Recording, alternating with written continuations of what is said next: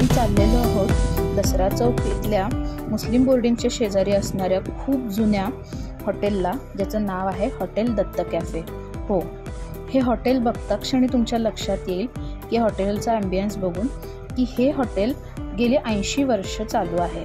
यांची आज चौथी पिढी इथं कार्यरत आहे। आम्ही आज इथे खास खायला आलेलो आहे मिसळ।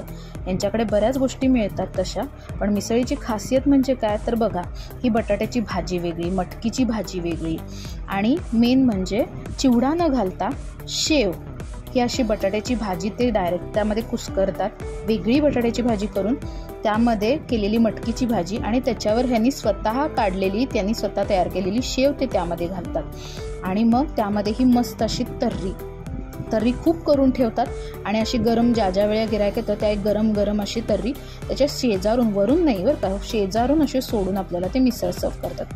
त्यांच्याकडे उपीट, पोहे, कांदा भजी, बटाटेवडा असं बरंच काही गोष्टी, पण सगळ्यात महत्त्वाचा चहा आणि मिसळ ही त्यांच्या इथली फेमस गोष्ट। मिसळीचा आस्वाद तर आम्ही घेतला। लिंबू पिळून ती मिसळ इतकी मस्त लागत होती। मिसळीच्या आस्वादीबरोबर आम्हाला कळलं ते म्हणजे तिथला चहा।